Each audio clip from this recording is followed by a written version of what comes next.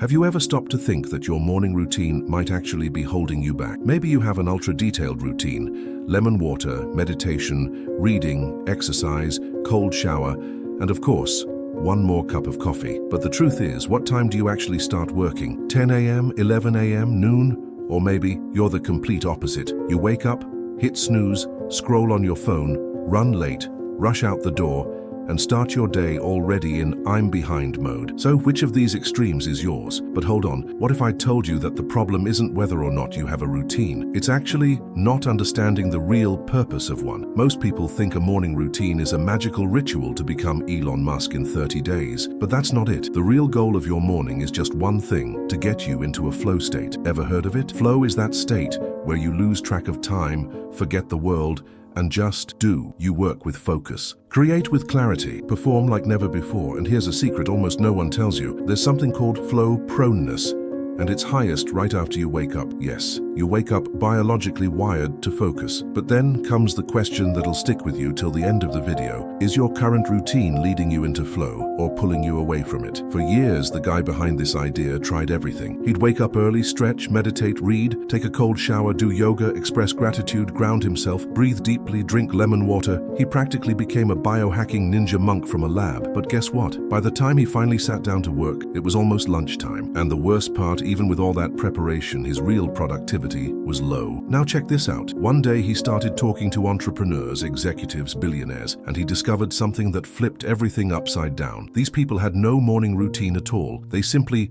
woke up and got straight to work. No cold showers, no journaling, no morning gratitude. And guess what happened? They got way more done, entered flow faster, accomplished more in 3 hours than most people do all day. But why? Because they were using what most people waste. The very first moments of the day when the brain is still clear, unloaded, and in an ideal state for deep focus. And now comes the part that might make you uncomfortable. Are you running a marathon of self-care right when you should be creating, focusing, producing? Now here's the twist. Biohackers do everything they can to reach the flow state. But what's the first thing they do after waking up? An endless ritual. Cold shower, breathwork, journaling, visualization, sunlight, amber glasses, red light therapy. Guess what happens during all that time? They waste the best biological moment to enter flow. Yes, right at the start of the day, when the brain is still clean, when your brainwaves are still in theta, that state flirting with flow. They waste that moment with rituals. See the irony? They build routines to try to reach flow, but miss the one moment when the body naturally gives them that chance. Now let's flip to the other extreme. And what about the billionaires? They wake up and go straight to work. No shower, no pause, no deep breaths.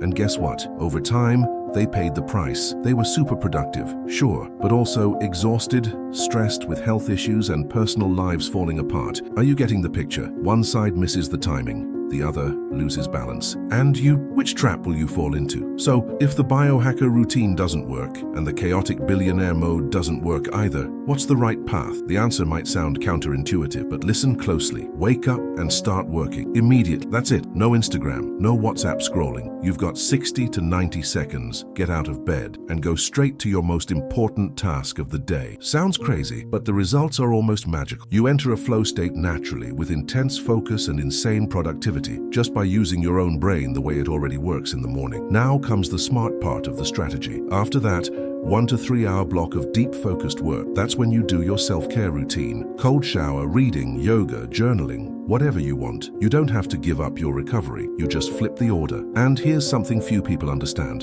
Flow requires recovery. You can only enter that state again tomorrow or later if you recover well. And on that, the biohackers are actually good. Their rituals, which were just poorly timed, work way better as recovery than as preparation. So don't throw away your routine, just do it at the right time. Now stop and think. What would your day be like if you woke up and entered flow in under 2 minutes? How much time would you save? How much could you create? How much of your life could change? Now that you understand the logic, it's time to put it into practice. But here's the detail that separates those who just listen from those who actually transform their routine. You need to prepare the night before. Yes, the secret is before you sleep. Decide exactly what you'll do as soon as you wake up. Have everything ready. No doubts, no distractions, no what should I do now?